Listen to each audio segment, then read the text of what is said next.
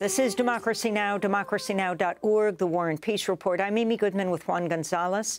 President Biden said Tuesday he'll ask Congress to approve emergency funding to bolster Israel's retaliation on Palestinians in the Gaza Strip after the surprise attack by Hamas. On Monday, Senate Minority Leader Mitch McConnell said Congress could pass a single emergency defense spending bill in coming weeks for Israel, Ukraine, and Taiwan. In order to vote, Congress must move past political chaos after hard-right Republican lawmakers who oppose aid to Ukraine ousted House Speaker Kevin McCarthy last week and have yet to approve his replacement. For more, we host a debate on Ukraine military spending with two leading progressive activists. We'll also talk about increased spending for Israel. Medea Benjamin is co-founder of the anti-war group CodePink, author of War in Ukraine, Making Sense of a Senseless Conflict. CodePink is calling on U.S. lawmakers to push for a diplomatic solution to the war in Ukraine instead of sending more weapons. Last week, 11 members of CodePink were arrested as they occupied the D.C. offices of Vermont Independent Senator Bernie Sanders to call for peace talks. So let's sit down, let's negotiate, and let's come up with a diplomatic solution. That is the good Bernie. Yeah. That's the Bernie we want. Not the other Bernie who is okaying billions and billions of dollars in weapons and says you can't talk to Putin. And we have one word answer to Bernie when he says you can't talk to Putin, because he said that to us. We say, try. Right? Try. We want to see what the result of Biden talking to Putin is, right? Also with us, Barbara Smith, an author, activist, and scholar who's part of the Ukraine Solidarity Network, co-founder of the Black feminist organization Combahee River Collective, and author of many books, including The Truth That Never Hurts, Writings on Race, Gender, and Freedom. We welcome you both to Democracy Now! Barbara, let's begin with you. You are a Black feminist organizing in solidarity with Ukraine. Can you talk about why? I know that some people, thank you for having me, Amy, and hi, Medea, even though I can't see you. I know that many people might wonder about that because I am so known for the Black feminist politics that we started building in the 1970s. But if people read the Combahee River Collective statement, which was written in 1977 and published about a year later, one of the things that's even in the statement is our talking about solidarity with other people around the world. We from Combahee, not every Black feminist by any means, but my politics have always been internationalist.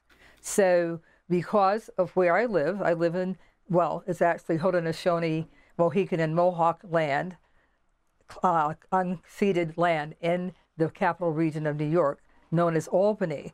But because of where I live, I have friends. I've been politically active here for all the decades that I've lived here. And I have friends who were involved in issues around Ukraine. Last year, I was very mindful of what was going on in Ukraine, but I wasn't in any organization. And they were telling me about the fights in and among people in our progressive and left communities right here locally, and how it was really very, very painful and very upsetting that people who had worked together for years, even decades, were now in disagreement about Ukraine. So there were informal meetings here, and they told me when they were, and these meetings were on Zoom. I didn't have to leave home.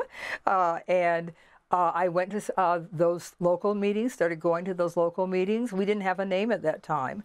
And then people from our capital region were also participating. Some people were participating in the Ukraine Solidarity Network. So that's how I got involved. But as far as why I got involved, it's because my politics have always been about fighting oppression wherever it might be, and whoever is targeted by oppression. And in this case, this war, this is an invasion. This is an invasion by an imperial power, namely Russia. And I stand with the people of Ukraine. And Medea Benjamin, could you talk about why you have been persistently now calling for peace negotiations in Ukraine, and also why you oppose the funding of further weapons to Ukraine? Of course, much of that money is being spent to pay for U.S. weapons, basically for the defense industry. But there are reports now that President Biden is going to increase his request for Ukraine from the initial $24 billion additional he was asking to as much as another $100 billion that he is going to request from Congress.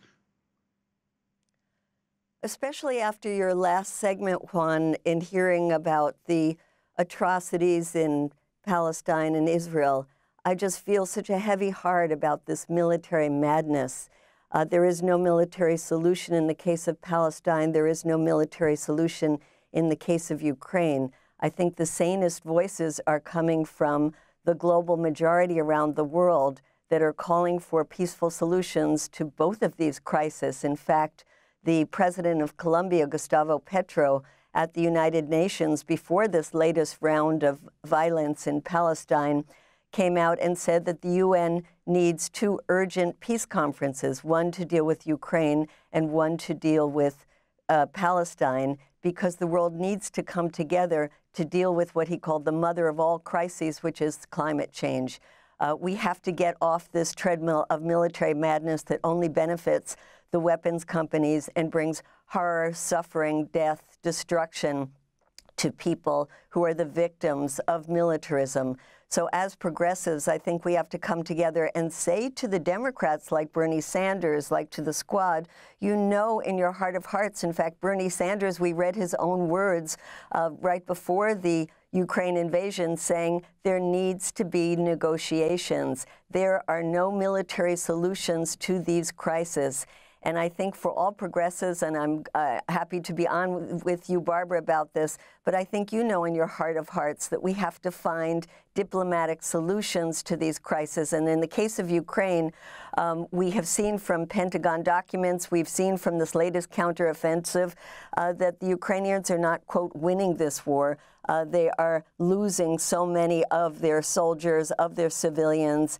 And that's why we formed this Peace in Ukraine coalition to bring groups together from veterans groups like Veterans for Peace, World Beyond War, Progressive Democrats of America, DSA International, to build more of a movement in the United States to force the Democrats to join with those in the right wing of the Republican Party who are saying enough is enough, stop funding and fueling this war, let's find a solution. And Medea, I wanted to ask you, we never hear, we almost always, when the war in Ukraine is referred to the Russian invasion as an unprovoked invasion. We're hearing the same now about the Hamas attack on Israel, that it was unprovoked. You have a clear stand on this issue. Well, absolutely. It's ridiculous to say it's unprovoked. And let's remember, unprovoked doesn't mean that it's justified. We say that this is a provoked invasion, that the United States and NATO, whether it's from violating their agreement not to expand NATO eastward and now surrounding Ukraine, whether it's the U.S. involvement in the internal affairs to be supporting a coup in 2014 that overthrew a democratically elected government that was had good relations with Russia and put one in that was anti-Russia, or whether it was the funding of anti-Russian groups that Victoria Nuland, the Undersecretary of State, crowed about the U.S. spending $5 billion to create this kind of civil society. The U.S. has been heavily involved in trying to shape Ukraine to be a pro-Western, anti-Russian government. And of course, the U.S. would never tolerate having an anti-U.S. military alliance on its borders. We saw what happened in the 1962 Russian missile crisis. And then there we should learn from the lessons of JFK, who negotiated and came up with a compromise with Khrushchev, and also said when you're in a conflict with a nuclear-armed country, never leave them with the option of either a humiliating retreat or the use of a nuclear weapon. And that's exactly what we are setting up in the case of Ukraine. We should be very, very concerned about more funding of this because it is so dangerous. We've already sent in cluster bombs. We sent in depleted uranium. We're sending in longer range missiles. It will be inevitable if this keeps going that it will affect directly a NATO country, which will invoke Article 5 of all of NATO countries getting more directly involved, U.S. troops getting involved, and increase the likelihood of the use of nuclear weapons. We must stop the military madness. Barbara Smith, I wanted to get your response to Medea. Yesterday in the afternoon, you were at an anti-occupation protest. That was anti-Israeli occupation of Palestine. As Medea talks about Ukraine, your final thoughts. So many things that were just said are about what should happen in an ideal world. Sadly, we do not live in that ideal world. We're dealing with Putin.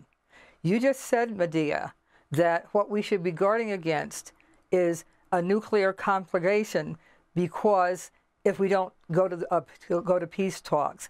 Why are we afraid of nuclear war? It's because Putin is a monomaniacal, autocratic, imperialist ruler. That's why. And if one of the things we do in the Ukraine Solidarity Network is that we are in direct contact with people on the ground in Ukraine. Also, we are in direct contact with dissident Russians who don't live in Russia because if they did, they would either be in prison or dead.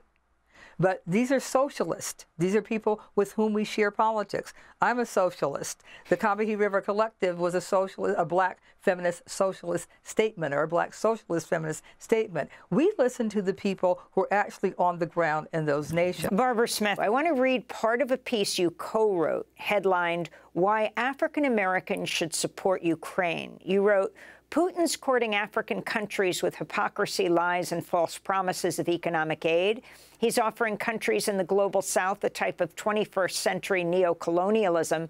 Most assuredly, he and his gang are no lovers of black, brown, yellow, and indigenous peoples anywhere in the world," you wrote. How does Russia's invasion of Ukraine fit into a broader historical relationship, Barbara, with Russia and the global south?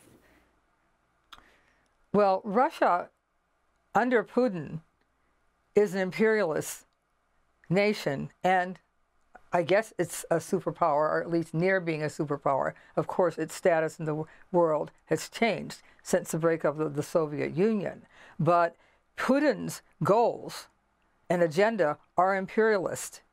And there are, of course, there's a huge history that goes back centuries of imperialism in the global south, not necessarily Russia being the major player in that. It was other European countries. But at this point, he definitely has his sights on the global south because the global south has resources that Russia needs.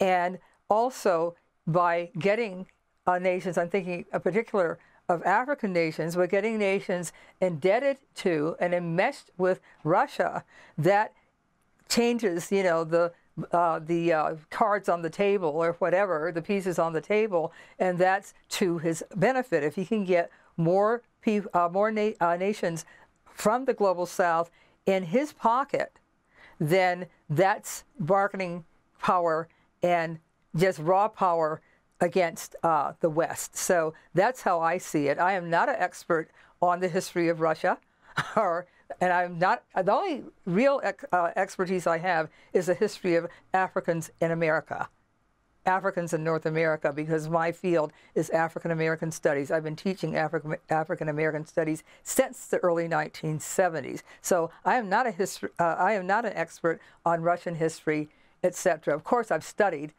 the history of the globe. That's necessary. That, of course, was necessary. But what I see is a thug. What I see is a thug who wants to get as many people into his gang or either under his thumb as possible. And Ukraine is actually considered by many to be the northernmost country in the global south because they're a very poor country and they are, of course, they're under siege. Barbara, I wanted to follow up. You mentioned your origins in terms of a Marxist outlook. I would assume that you believe that the United States is itself an imperial power as well. Absolutely. And that, I've done over the many years considerable reading into Marxism. One of my favorite books is Lenin's Imperialism and the Split in Socialism. And Lenin wrote that just after World War II, or in the process of World War I, I'm sorry, developing. And his main point there was that the socialists of Europe had sold out the working class by backing their own imperial governments in imperial war, and that the stance of socialists would be to oppose all imperial wars, and that workers in each of these countries should oppose imperial war. How do you believe that backing the United States' effort in Ukraine against Russia is a Marxist position? We are absolutely not backing the U.S.'s position about Ukraine or about any other thing, probably, that they have their tentacles into around the globe.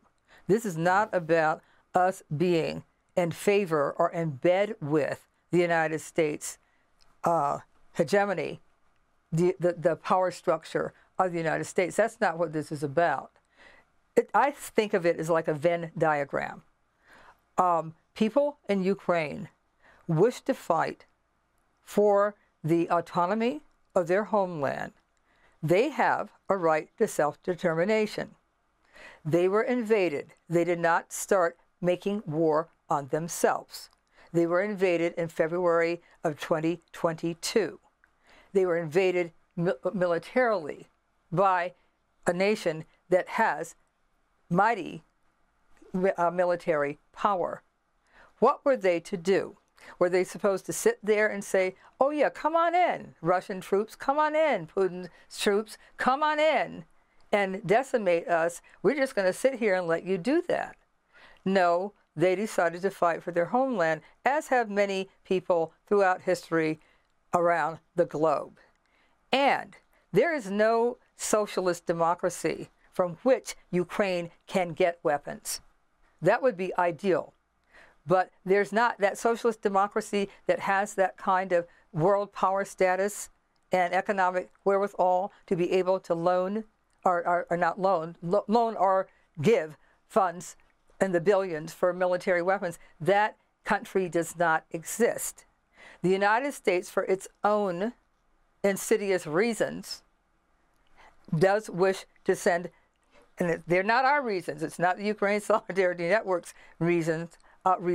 They have their own motivations for why they are sending weapons to Ukraine. We listen to the people on the ground in Ukraine. And there's a recent poll done by a social science institute or entity in Ukraine, and it was, as I said, recent, and at least 80%, my recollection is over 80% of people in Ukraine said that they wish to keep on fighting. And they said that within the last few weeks.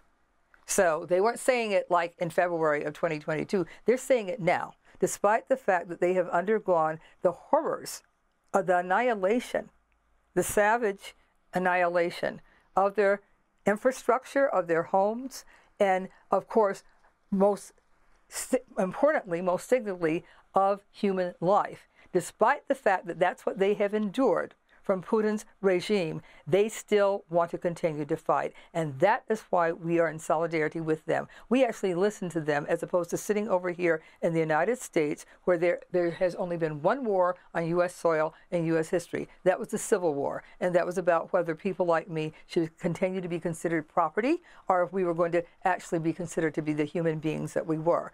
We have never had an invasion. We have never had that kind of thing happen here. So for us to sit over here and say, well, I think that Ukraine should do this, just on that level, I find it to be rather specious. But this is a very complicated issue, but I'm glad I got to say a few words about the analysis, that we have. And Medea, I'm wondering if I can ask you, what do you say to those who are alleging that in your position, to mend negotiations. You're in essence being a stooge for Putin and Putin's invasion. Well, I think that in terms of negotiations, we saw in the first month after the war started, there were negotiations, and they were going very well, mediated by the president of Turkey, and a 15-point plan was drawn up that included Russian troops out. It included neutrality for Ukraine with support from outside powerful countries. It included internationally monitored referendum in the Donbass. This was all being worked out until the U.S. came in and said, no, we would rather you keep fighting. And this has become more and more of a proxy war.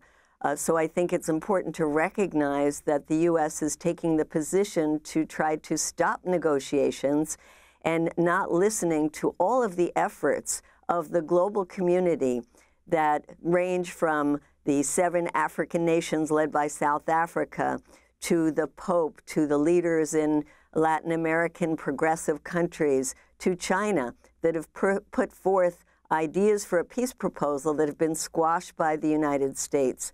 So I think we have to recognize the role that our government has played not only in setting the context for this war, but in keeping this war going. And anybody who supports now a new huge tranche of money, whether it's 70 billion or 100 billion that they're now talking about, I find it hard to call those people progressive. I think if you're a progressive, you have to be looking for solutions, not a way to keep a war going that will just mean more slaughter of the soldiers on both sides, more harm to civilian, more destruction of Ukraine. It's very cruel to keep a war going, especially when we know there is no winning on the battlefield. Medea, can you respond to the Republican Congressmember Marjorie Taylor Greene shocking many last week when she came to your protest at Senator Sanders' office, sharing a photo of herself with CodePink members and tweeting, "The war in Ukraine must end. Today I met brave CodePink activists who protested for peace in Bernie Sanders' office. He had 11 of them were arrested. Peace and free speech shouldn't be a partisan issue. We don't agree on most things, but we do agree Congress should stop fueling the war in Ukraine." If you can respond to Taylor Greene and also talk about what President Biden is attempting to do right now. I mean, it's a crippled House of Representatives, but he is trying to link increased funding for Israel, increased military funding, with increased funding for Ukraine. Your thoughts. Start with the Congressmember. Yes, her staff opportunistically snapped a picture with a couple of our volunteers. We don't support Marjorie Taylor Greene, but I think it's very sad that she has one of the most sane voices when it comes to Ukraine. Why aren't the progressive Democrats like Bernie Sanders and the Squad standing up?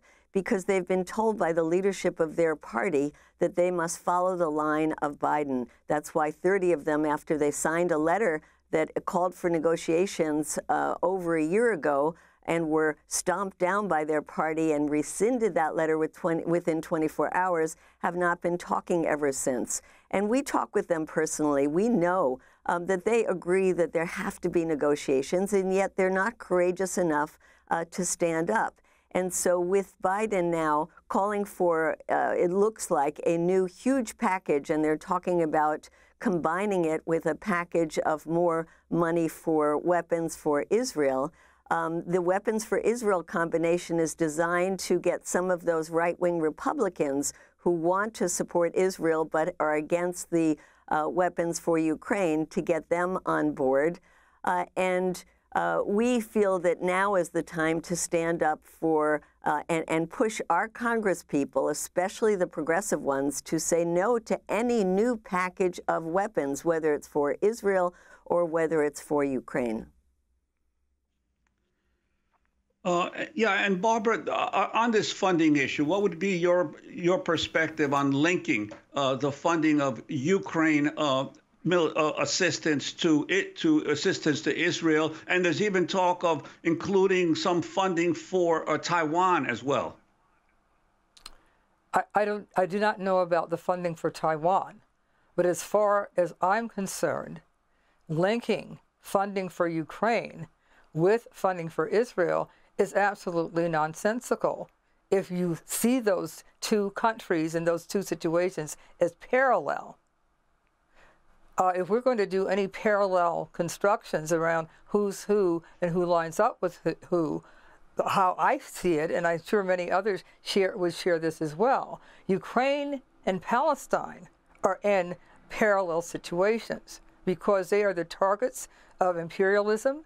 In the case of Palestine, they are the targets of settler colonialism. And if the United States was going to do, well, we're going to, we're going to do funding for people who are suffering under the same kinds of egregious attacks, warfare, genocide, etc. If they were going to do parallel funding, they would be funding Palestine and Ukraine. People, please do not pretend that Ukraine and Israel are parallel and in the same situation. Israel is the aggressor, as far as I'm concerned, and I know that might make people's, heads roll back or whatever, their eyes roll back. The reason they're the aggressor is because they have maintained an apartheid state for the Palestinians for decades.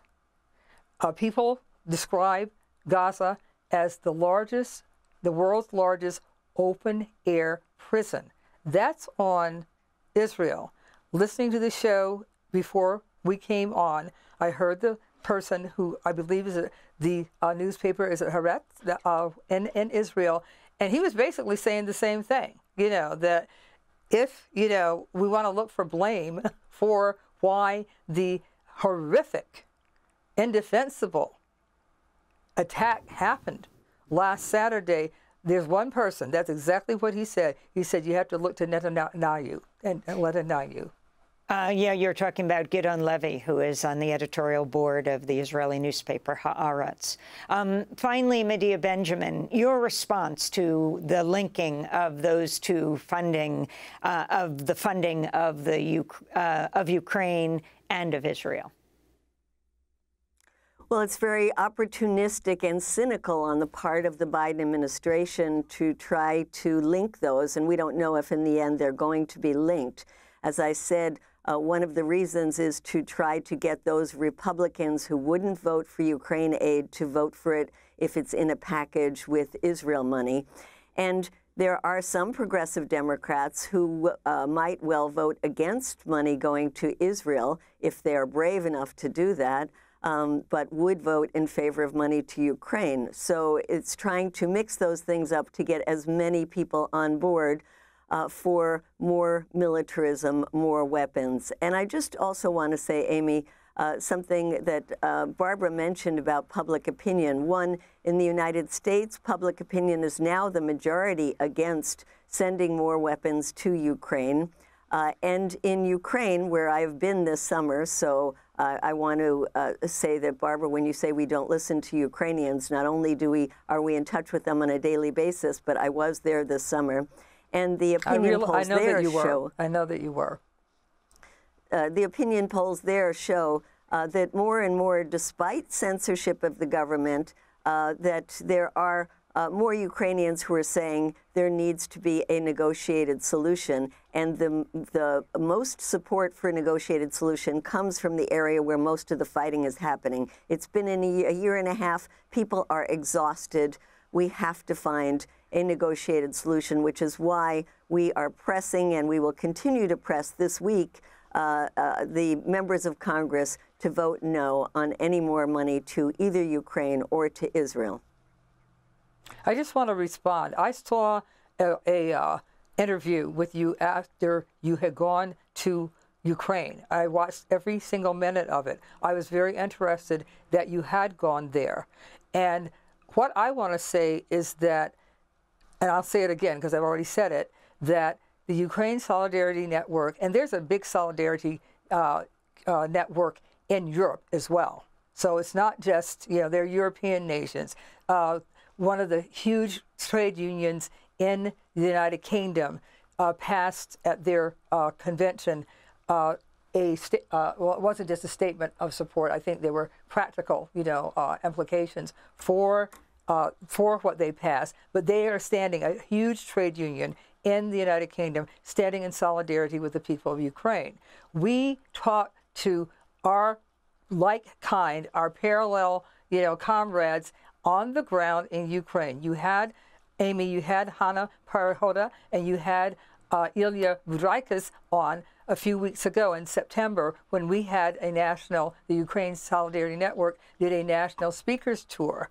And as I said, they were sharing the perspective that I am trying to convey as someone sitting in the United States today. That's where we get our insights from.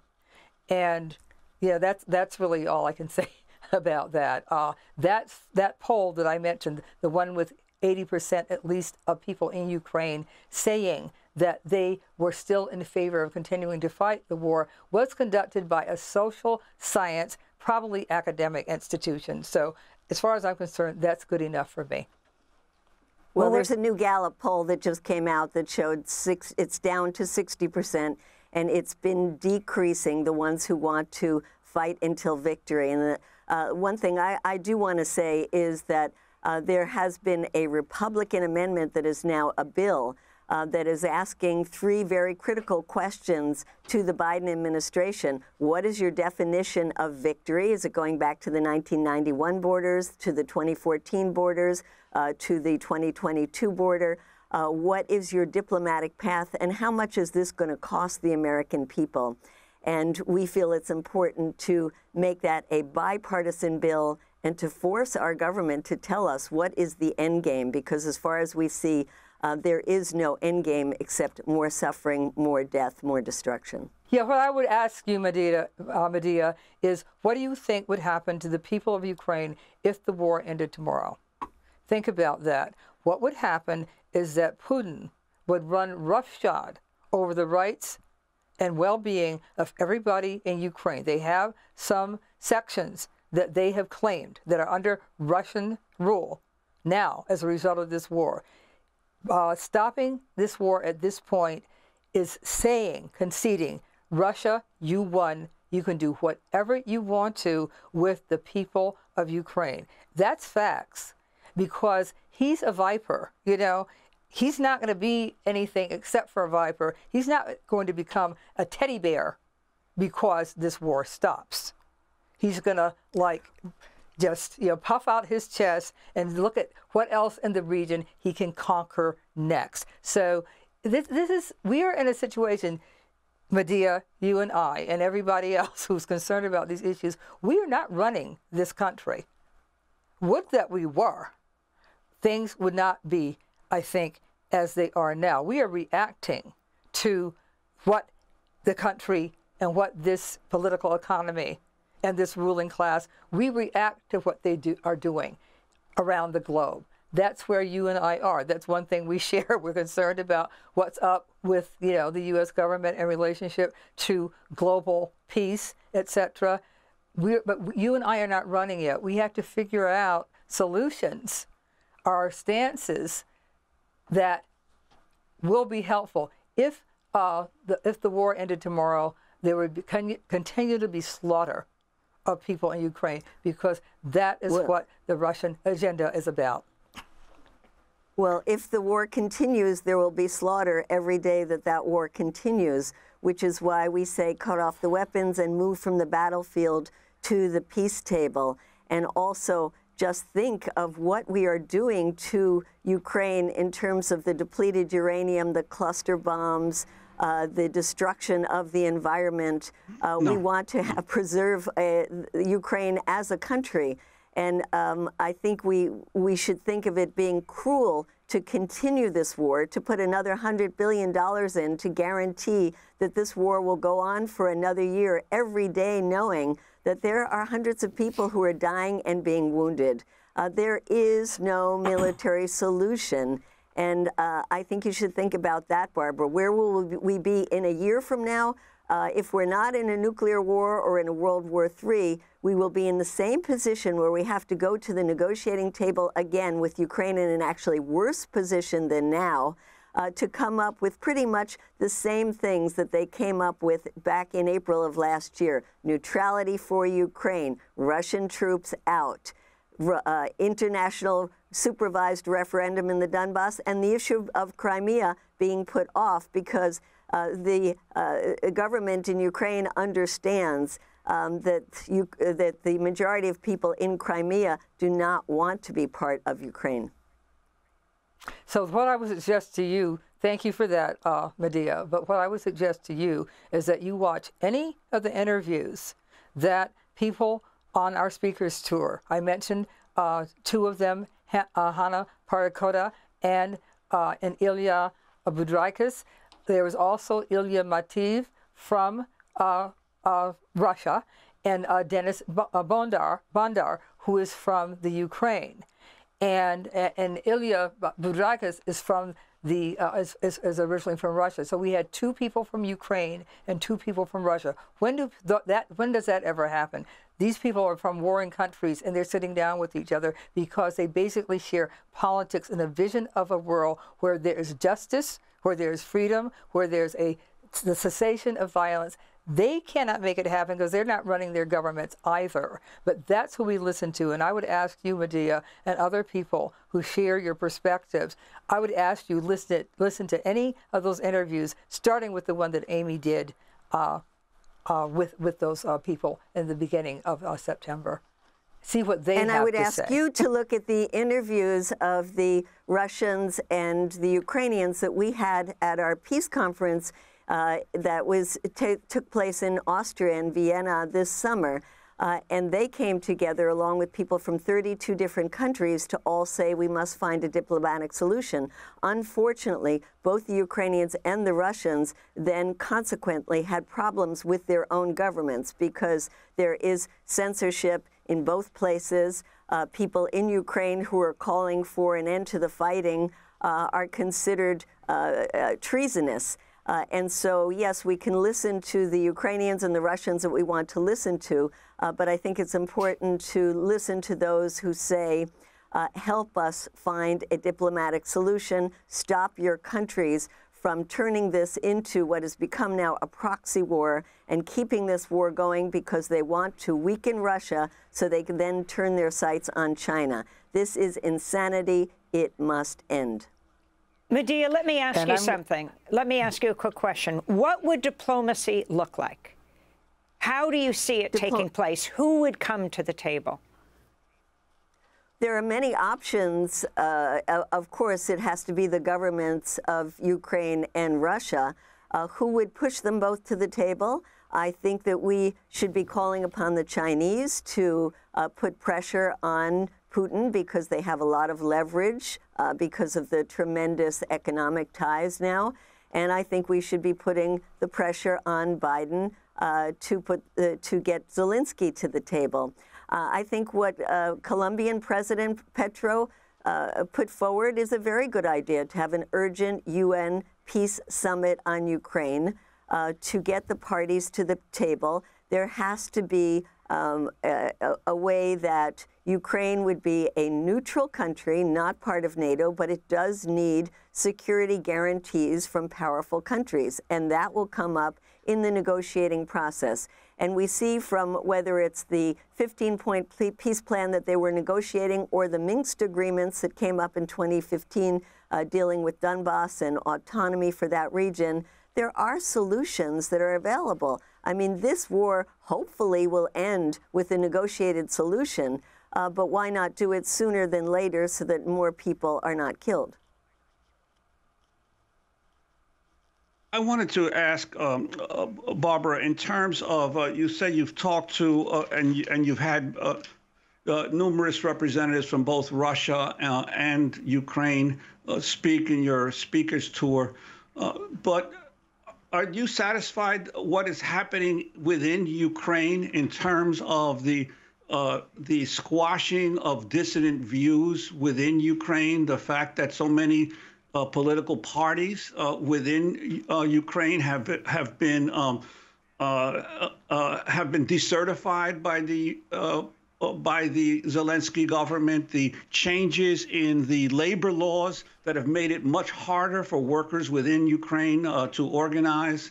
And of course, the pretty well documented involvement of neo-Nazi groups within the Ukrainian military, as the Azov Battalion and others were integrated into the Ukrainian military structure.